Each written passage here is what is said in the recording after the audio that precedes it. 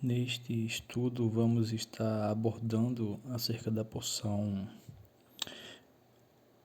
Shemini, que quer dizer oitavo.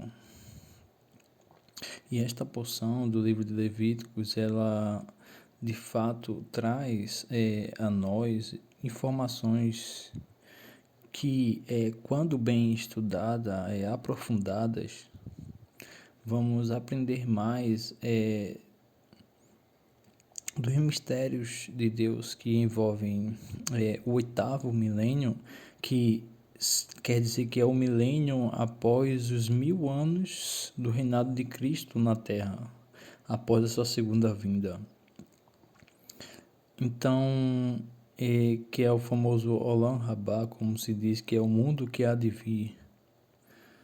Então, que esta porção de Levíticos de 9 ao capítulo 11, de fato, se você abrir e olhar detalhadamente todo o estudo, envolve também, claro, outros estudos, como, por exemplo, da lei alimentar, que em certo estudo eu abordei acerca do livro de Daniel. Você vai encontrar que eu ainda dou uma breve explicação acerca da lei alimentar. E também vamos ver acerca do episódio de Nadav e Avihu, de Nadab, que diz respeito ao fogo estranho ali, mas neste dia deste sábado, de forma específica, vamos estar mais adentrando neste aspecto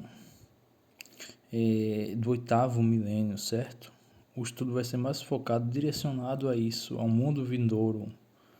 E você vai aprender aqui acerca de informações que dizem respeito a isso, o que o Messias ele fez quando ele veio na sua primeira passagem na Terra, certo?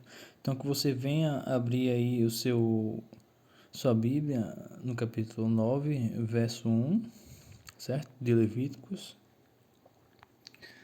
para darmos aí uma breve estudada, então iniciarmos o caminho para esse estudo de hoje. Então observe que no versículo 1 é dito aqui acerca de um suposto oitavo dia, como vê-se na tela, é descrito: e aconteceu ao oitavo dia que Moisés chamou a Arão e seus filhos e os anciãos de Israel. Então, observe que um indivíduo ali, talvez no seu idioma comum, possa olhar e achar um pouco até estranho, fora de si, o termo oitavo, como que o oitavo dia, se Moisés não estavam tanto tempo assim vivendo num período tão, digamos, comum, muito antigo, mas existia, lógico, uma forma minuciosa de ler-se o calendário, certo? Então, por que o texto, nesse capítulo 9, faz questão de dizer que seria o oitavo dia? Então, por exemplo, o primeiro dia de uma nova semana. Porque sabemos que, de antemão já, o Shabat, o sábado, geralmente ele, após o término do Shabat, ou do dia do Shabat, dá-se uma nova semana para os judeus, para os israelitas. Então, aqui é dito acerca de um oitavo dia, certo? Então, o primeiro dia da semana vemos, para você ter uma ideia aqui, vamos dar um estudo acerca desses mistérios que abrange esse oitavo dia, mas também vamos aprender acerca do sétimo, porque é importante você saber parte por parte até chegarmos no final do sentido do oitavo, vendo também o sétimo dia.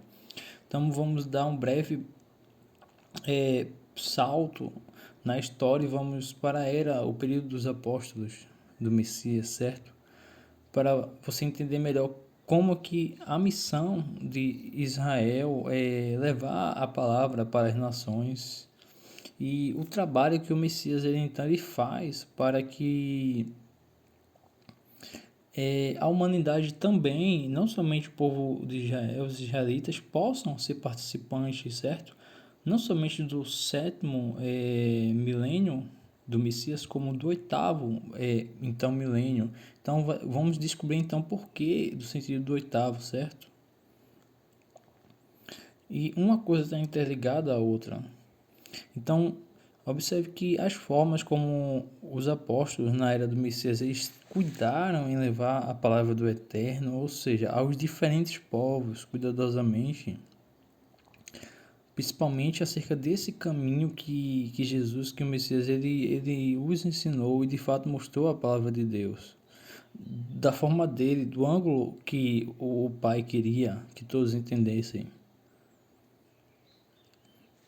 Então, existe, para você ter uma ideia acerca do judaísmo transcultural, e para que você de antemão não venha achar um pouco estranho o termo, de sempre citarmos o termo judaísmo, na verdade, judaísmo, ou esse nome, diz respeito aos judeus, certo? Não é algo fora do cristianismo, algo do tipo, ou da cultura de Deus, da palavra de Deus.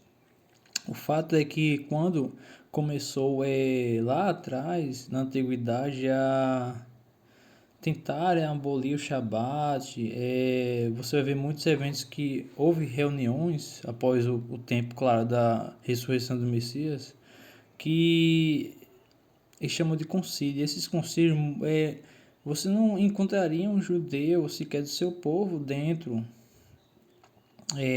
daquele meio. Havia pessoas de fora somente querendo discutir coisas que diziam respeito aos judeus, praticamente envolvia diretamente a palavra de Deus. Então houve sempre essas questões de irem contra o Shabat, de querer abolir, de querer tirar o dia do Shabat, que foi algo que não foi do homem, foi o próprio Deus que ele até no Gênesis você vai identificar que Deus ele deu um exemplo ao homem. Tanto é que a palavra ela afirma que Deus descansou ao sétimo dia, ou seja, após o seu tempo de trabalho, o Eterno ele repousou para dar um exemplo ao homem que aquele dia é importante. Então, nos concílios tentaram mudar, afetar certas festividades, certas coisas que diziam respeito à cultura israelita, coisas que são boas na verdade.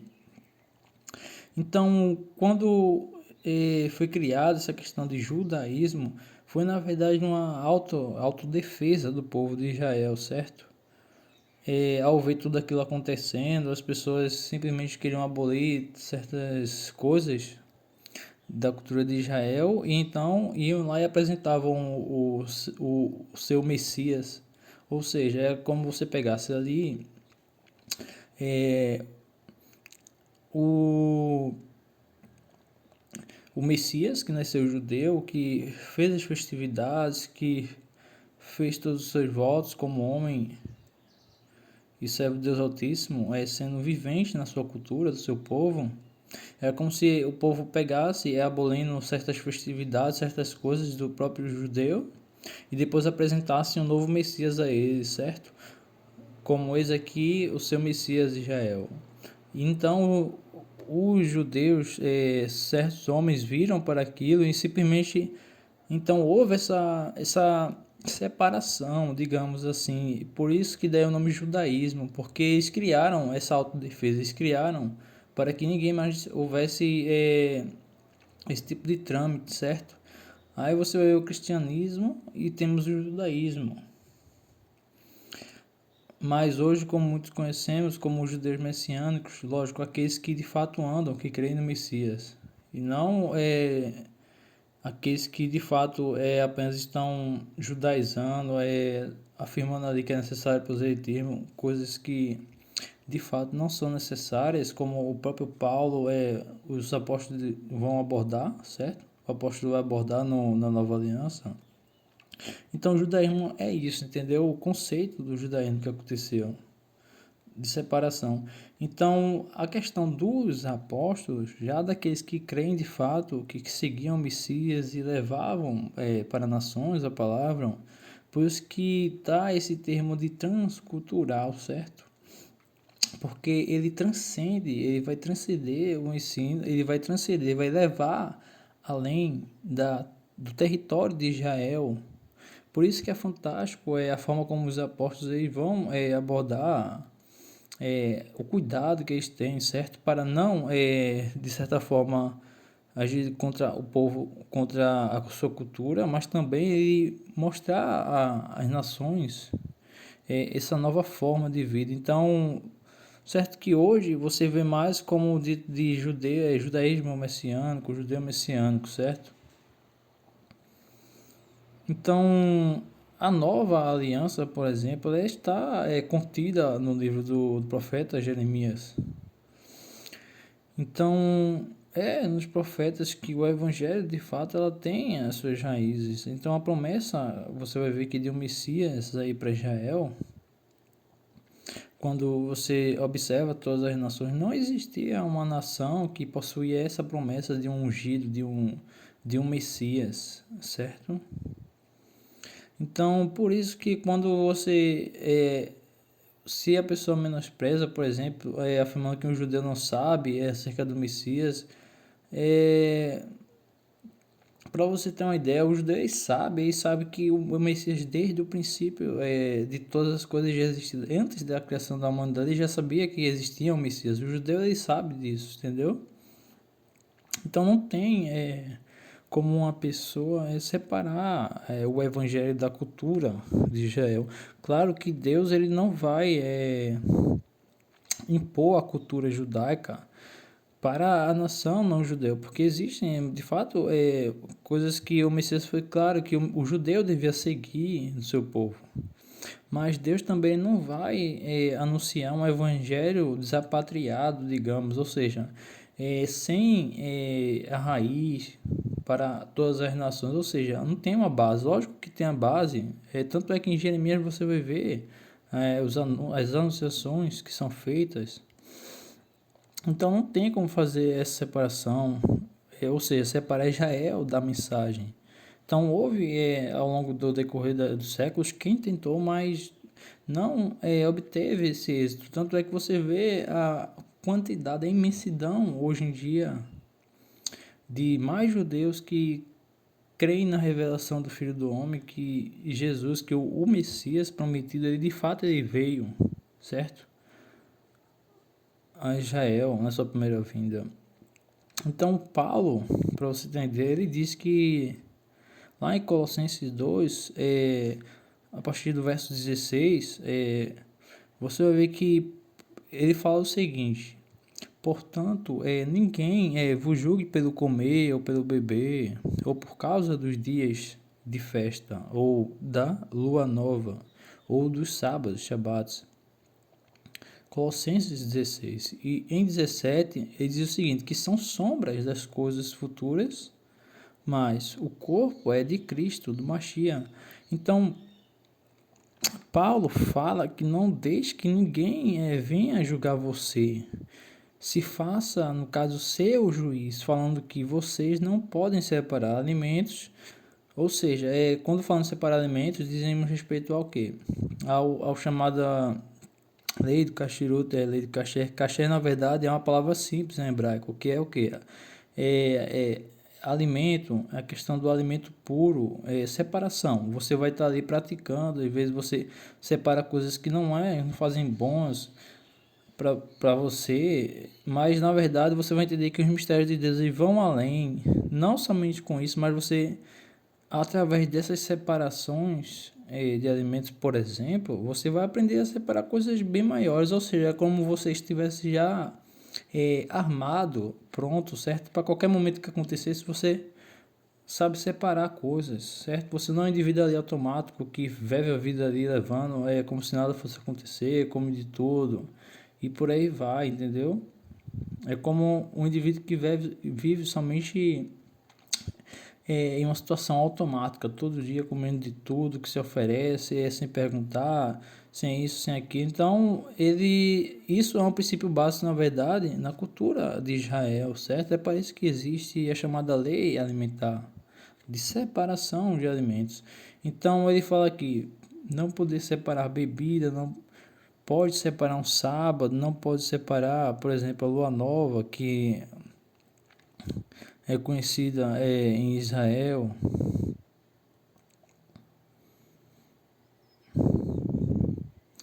certo? E não pode separar também festas. Então, o fato é que como que conseguiram usar essa passagem bíblica contra a cultura de Israel, ou seja, contra coisas que diz respeito às judaicas. Então, na verdade, aqui Paulo está sendo a favor disso e ele não está falando aqui de judeus, lógico que não, porque sabe que os judeus cumprem. Ele está falando aqui para não judeus, ou seja, nações, gentios, porque os gregos dificilmente eles não guardaram festa de lua nova, certo? Então, isso aqui diz respeito aos gentios, às nações. Então, ele diz, não se faça um seu juiz, dizendo que você não pode separar alimentos, que você não pode separar bebidas, ou seja, separar o sábado. Então, Paulo aqui está sendo a favor, ele não está sendo contra o você querer individualmente aprender a separar alimentos, certo? Porque isso vai levar você a um ensinamento muito maior. Eu até, a princípio, já dei um ensino sobre essas questões de alimento lá no livro de Daniel. Você vai encontrar o vídeo a respeito de Daniel em Babilônia. Então, claro que ele fala aqui sobre comunidades de não-judeus que estavam aplicando as festas bíblicas, mas estavam sendo que massacrados, certo? Pelas atitudes que eles estavam fazendo, então, nesse caso, de querer separar, aplicar as festas bíblicas, de certa forma, por pessoas de dentro da igreja e de fora da igreja que estavam sendo massacrados. Então veja que interessante que isso já estava ocorrendo lá atrás. Então esses que falam contra os aspectos judaicos da fé vêm para nós, homens, como verdadeiros juízes.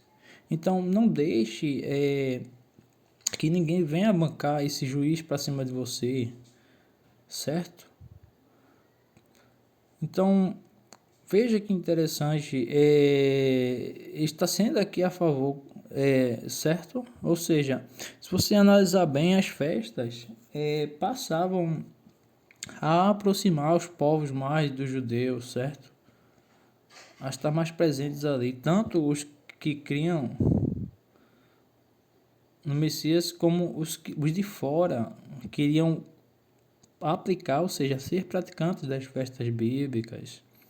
Aprendi a separar, só que aqui é disso que eles estavam sendo massacrados dos dois lados, ou seja, de dentro da igreja e de fora. Então, quem não queria praticar estava querendo o quê? Bancar o juiz, apontar, fazer apontamentos, certo? Então, um dos acontecimentos, você vai analisar nos dias atuais, que mais chama a atenção, todos nós, são, sem dúvida, o surgimento desses judeus que creem no Messias. Claro que na época do próprio Messias havia aqueles que seguiram ele, multidões seguiram Jesus naquela época. Então, o fato é que com a destruição do templo de Jerusalém e a dispersão dos judeus, dos povos da terra de Israel, muito tempo a terra de Israel ela ficou desolada, de tal forma que os judeus não mais lá moravam.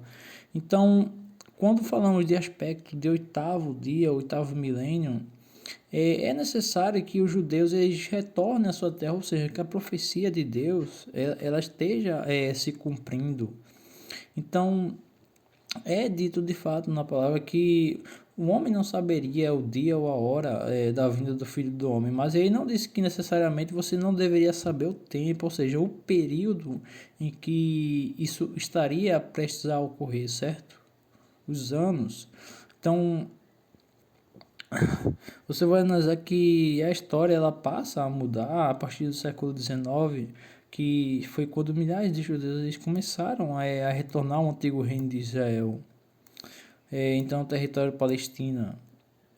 Então, o território que em questão era ocupado pelos árabes, com a chegada dos judeus à região em ondas migratórias que se prolongaram até o final dos anos 30, deu-se início a um período de fato de muitos conflitos aí entre judeus e palestinos.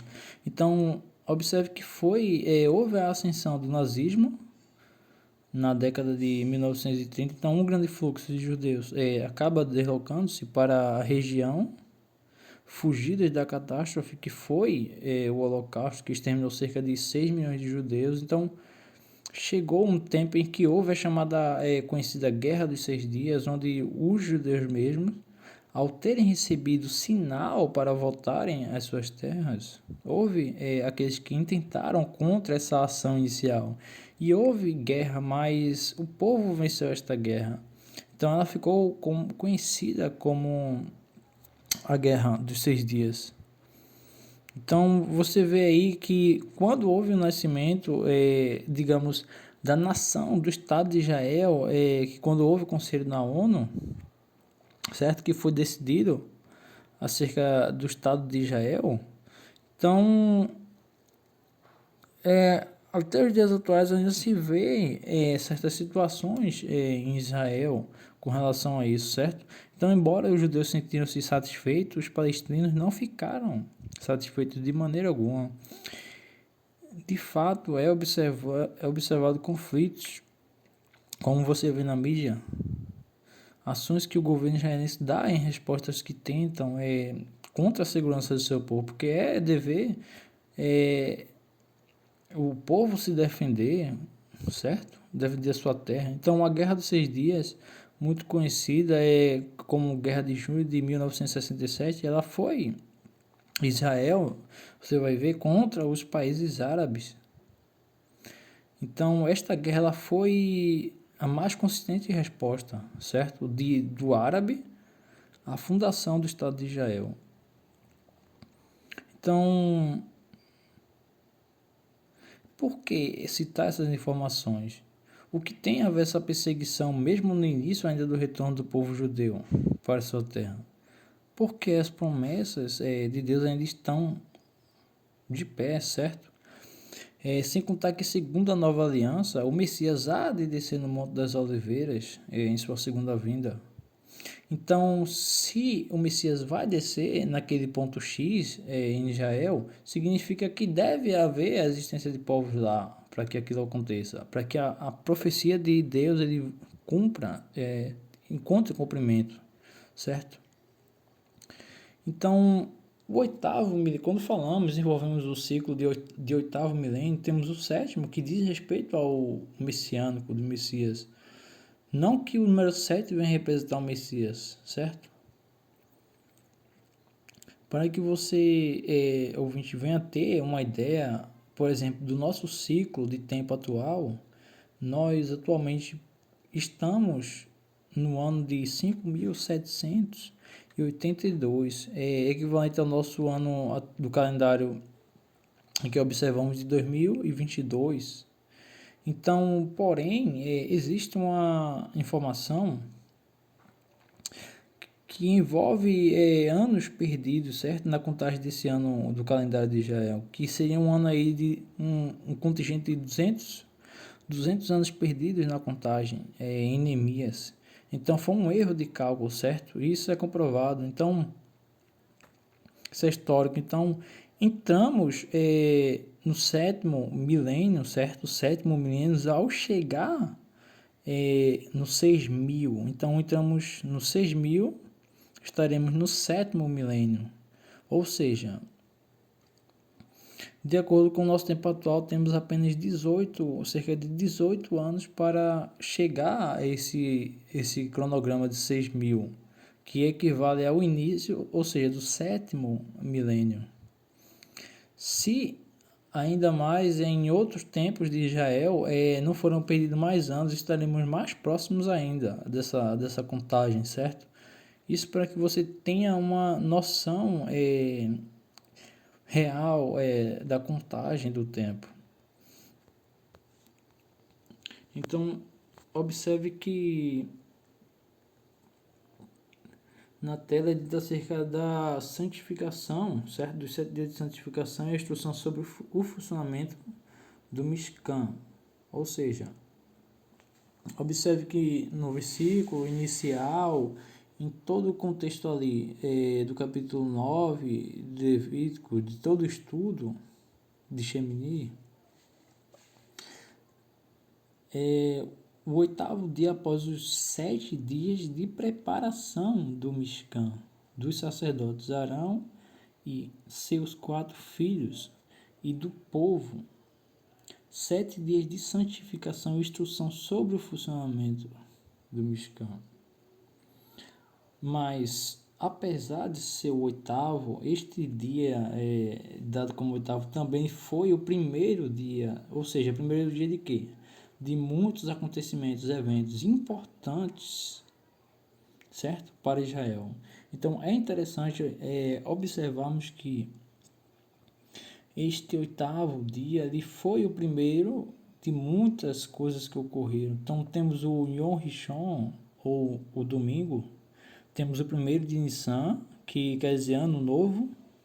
Temos o primeiro dia da glória de Adonai no Mishkan. O primeiro dia do Keruná, ou seja, o sacerdócio oficial. Então, veja que ele foi o primeiro dia de muitas coisas, de coisas importantíssimas dentro de Israel. E quando falamos dentro de Israel, são coisas que, diante de Deus, quando os homens observam, são importantes. É importante o homem fazer aquela observação. Então, é isso que devemos atentar. Por que foi usada essa palavra 8º em vez de dia 1, o primeiro dia da semana no texto? Então, necessário observarmos acerca do número 7, que antecede, no caso 8, como dito, para que você venha ter uma visão maior, um campo maior dos significados, do forte significado da letra 7 e da letra 8. Muito mais da 7, como você vê na explicação, certo? Então, o 7, ou Sheva, Deus ele cria o mundo, como dito, em 6 dias, certo? E no 7º ele repousou. Os 7 nos deu de fato a ideia de quê? Do ciclo que compõe a linha do tempo do eterno. E você vai observar que até os dias atuais, cada semana se conta dessa maneira, certo? Cada 7 dias temos o início de um novo ciclo na nossa semana. E por consequência, temos a contagem dos meses. Então, após o 7º dia, há um início do ciclo novamente. Observe que as festas de casamento, a quantidade de dias das bodas em Israel, por exemplo, eram 7 os dias de celebração. Então, você vai entender que o 7 ele marca uma forte presença na Bíblia, em todos os acontecimentos. Aí você vai observar esse foco ao número 7, todas as festas de Israel envolvendo o número 7, e temos ainda o chamado Shemitah, ou seja, em quantos anos havia o ano chamado Shemitah, que é o ano de descanso da terra. Então, 6 anos trabalhava e o 7º ano repousava. Então, 7, como você vê, 7 dias dura a festa de tabernáculo. Então, até a princípio, você vai identificar a respeito do Pessa, certo? Do Pessa de Deus, certo? Você vai entender que dura 7 dias. De fato, vai ter aí essa participação do 7 nas festas bíblicas de Israel. Então, veja que quando o Messias ele vai fazer a ceia e tudo mais, você vai entender que a festa ali envolve dias, não envolve somente um dia, mas 7 dias. certo? Da ceia. Então, acerca do sétimo milênio, ou seja, aquele que antecede o oitavo, ou a era messiânica, o sétimo milênio, após 6 milênios da humanidade atuando na criação de Deus. Então, nesta virada de ciclo é o tempo que, segundo a nova aliança, vai ocorrer o quê? A grande tribulação, como foi dito, você vai identificar já além de Daniel sendo revelado. Então, temos acerca na nova aliança que o Messias virá no cavalo branco ao toque da trombeta, ou no caso o chofar, né, conhecido entre os judeus. Então, o Messias ele reunirá os seus, certo? Haverá a ressurreição dos mortos, ou seja, aqueles que descansaram no Messias. Então, haverá um período aí de 1000 anos, ou seja, o sétimo milênio. Então, o inimigo será solto no final deste sétimo milênio, certo? No final desse reinado do Messias de 1000 anos. Então, segundo em Apocalipse, ele vai tentar uma ação contra a cidade santa, certo? Mas do céu vai vir um fogo, certo? Sem delongas, e ele vai consumir ali o inimigo e todo aquele que o seguiu. Então, ele e aqueles que com eles estiverem vão ser queimados. Então, neste tempo, quando a nova Jerusalém ela desce do céu, ou seja, é uma fusão, a chamada fusão, ou seja, o oitavo milênio, quando vai entrar, vai ser quando vai haver os novos céus e a nova terra, após os 1000 anos, certo? De Cristo, entra o chamado Olam Rabá, ou seja, o Olam Rabá no hebraico é nada mais nada menos que a tradução do mundo que há de vir, certo? Então, esse é o caminho certo para o oitavo milênio. É necessário a presença dos judeus, ou seja, você vai ver hoje, como já dito, forte crescimento aí do movimento de judeus messiânicos, ou seja, de restauração, certo? Por quê? Porque são pessoas que são zelosas no ensinamento de Deus, tanto praticantes como no ensino, aqueles que amam a palavra de Deus e levam esse amor às pessoas, ou seja, para que as pessoas venham ter esse desejo, certo? Essa chama pela palavra de Deus, por esse reino que há de vir também, pelo Messias. Então, observe que o Messias, quando ele, em certos episódios, na Nova Aliança, você vai identificar que ele foi transladado quando Moisés e Elias, certo? O Eliarro, o profeta Eliarro e Moisés estavam com ele, então ele foi transladado ali, certo? Começou a ser transladado, ou seja, ele estava mais próximo de uma realidade que o homem naquela época até então ele não acompanhava, certo? Então os discípulos dele chegaram ainda a ver o que estava acontecendo ali naquele lugar. Tanto é que eles reconheceram acerca do profeta, segundo o contexto. Então, você vai ver que ele nos dá essa pista acerca da realidade, ou seja, está próximo da realidade que já havia de vir no mundo vindouro. Daí a transformação, ou seja, o transladar do corpo dele, certo?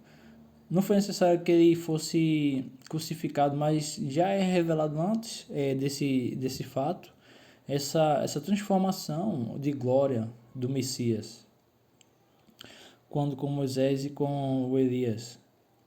Então, isso é o poder, ou seja, o poder do mundo que há de vir, certo? Então, não é novidade no mundo, entre os judeus, não é novidade acerca da vida, do futuro que há de vir, entendeu? Então, como dito, vemos que nós, atualmente, nós nos encontramos nesse ano de 5.782, em 2022. Então, necessariamente, observamos que há na Bíblia cerca dos chamados 7 anos de tribulação, no qual o total, sendo que, segundo a escatologia, 3 anos e meio finais seria de um sistema que mostraria a sua verdadeira face, ou seja, aquele que se levanta contra tudo o que diz respeito à palavra de Deus, ao verdadeiro Criador da humanidade, certo? Então, um detalhe que você deve notar é que devemos ter em mente, ou seja, os 7 anos inseridos nessa contagem dos anos. Então, o número 7 é um sinal extremamente forte na palavra de Deus. Então, marca momentos importantes. Então, necessariamente, não teríamos 6.007 anos ao início de tais fatos, certo? E sim, deve-se diminuir 7 anos de 6.000, colocando em 5.993 do calendário, certo? Então, é uma hipótese que talvez antes disso até, se estivermos certos que existe mais ainda de 200 anos perdido aí no cálculo do calendário de Israel.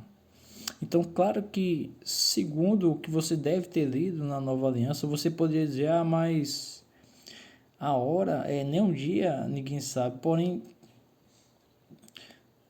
o Messias, Deus, ele necessariamente quer que saibamos o tempo, os períodos que as coisas começavam a se aproximar, certo, do seu tempo, dessa ressurreição, desse novo tempo, de fato, que mostra que em nossa geração as coisas estão, tudo quanto está acontecendo na humanidade, você vai se deparar com a revolução industrial, ou seja, não somente industrial, como a revolução da tecnologia, coisas que jamais aconteceram em outros períodos da humanidade, está acontecendo agora, justamente nesse período aí de transição de um milênio para o outro.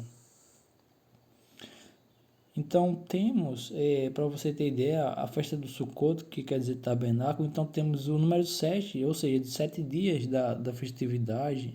E no último dia, ou seja, chamado grande dia, a glória do Eterno descia, isto é, no caso do 8º dia, a glória do Eterno descia. Então isso seria em Levíticos 9. Então veja que por isso o nome oitavo ou Shemini, ele quer dizer fundir. Fundir o que? O material e o espiritual, ou seja, céus e temos a terra unidos. Então você vê a glória de Deus descendo sobre o tabernáculo, certo? Em Israel. Mas no 8º dia, por que esse evento simbólico no 8º e não no 7º dia, certo?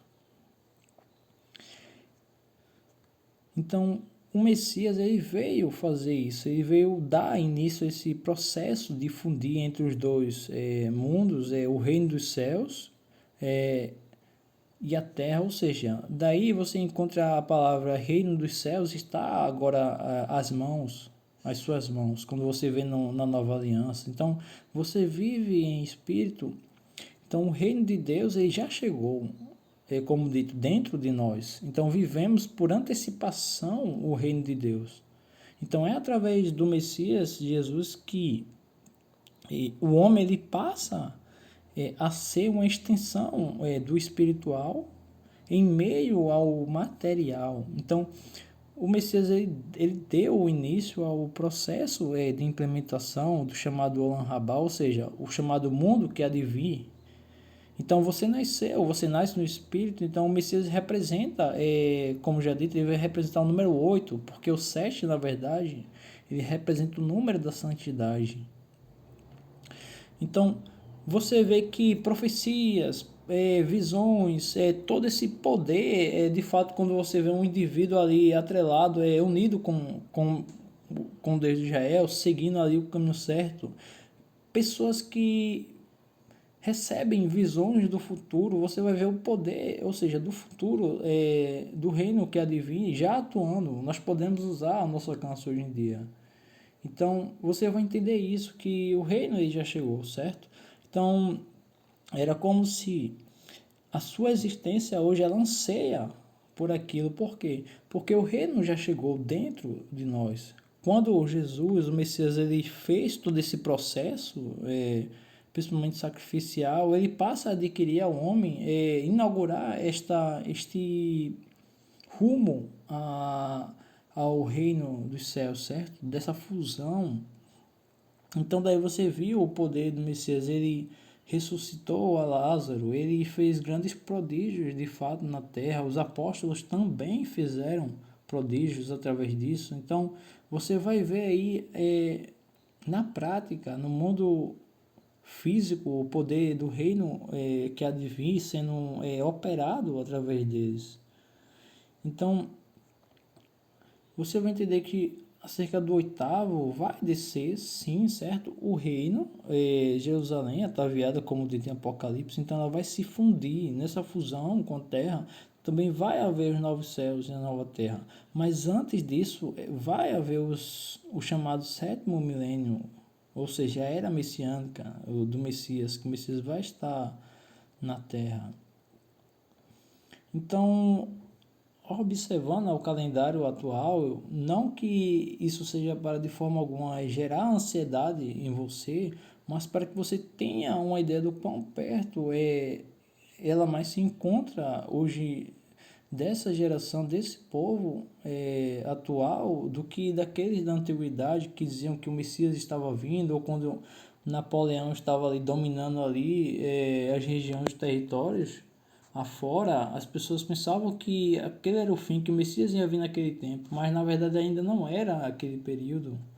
Mas você vê que ao observar as informações do calendário de Israel e essas informações de anos perdidos, você vai entender melhor quão mais perto está o ciclo de transição para o sétimo milênio, certo? Então é necessário sim que o homem ele tenha ele tenha a sua atenção voltada para Israel, porque de lá onde vêm respostas, como dizem que está em Israel o relógio de Deus, certo? Porque eles haviam de quê? De representar o sacerdócio na terra, ou seja, mesmo que em Abraão, de fato, você vê no patriarca, foi dito acerca que todas as famílias da terra seriam abençoadas, ou seja, dos reis que haveriam de vir da descendência de Abraão, mas que de fato aos judeus, aos israelitas ali foram entregue o contrato, ou seja, eles iriam ser responsáveis por representar a Deus na terra. Então não é difícil de entender isso. Você vai identificar que sempre existe essa ideia de um representante de um líder, um representante de alguém está à frente, atuando em nome do líder. Então é Israel esse processo. Então, ao observarmos, aproximarmos de Israel e observarmos o seu calendário, vamos entender acerca desse ciclo, dessa presença forte, marcante do número 7 na palavra de Deus, e o que ele significa, certo? E você passa a analisar melhor, a entender melhor porque esses mistérios estão justamente em um livro tão antigo de Levíticos, porque é lá nos livros antigos que vamos muitas vezes encontrar respostas para palavras que são usadas no Novo Testamento, certo?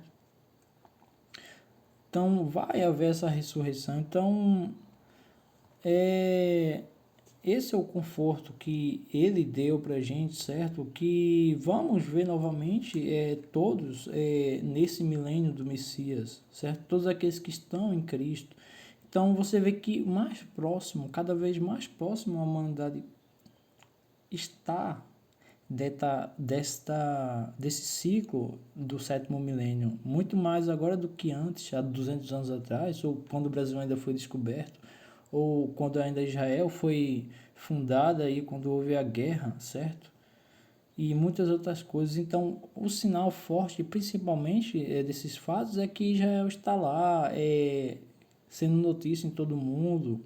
Você vai identificar que judeus em Israel, os judeus que creem no Messias também lá pregando, dando um ensino da palavra, sempre conciliando tanto a nova aliança como a antiga aliança. Mas eles seguem o Messias verdadeiramente, certo? Dando exemplo. Então, você possa meditar e você venha ter calma, você venha observar que os tempos que a humanidade ela vive agora, ela está nesse momento de transição, de milênio, de fato, para o sétimo milênio. Mas cabe observar que se há mais de 200 anos perdidos, estamos muito mais próximos desse período, ainda observando os chamados 7 anos, né, de tribulação, ou seja, de pequena tribulação e de quando o governo, de fato, ele iria revelar a sua face, certo? No final desses 3 anos e meio. Então, que você venha poder meditar nas palavras do Eterno, lógico que sem ansiedade, porque não adianta um indivíduo aí ter ansiedade por nada, isso é até dito na palavra de Deus, mas devemos andar mais atentos à forma como vivemos, como temos observado o tempo de Deus, não caindo em falácia, certo? Ansiosos pela vinda do Messias de forma alguma, mas observando de fontes confiáveis que são de Israel, acerca de onde nos encontramos nesse ciclo aí atual do calendário.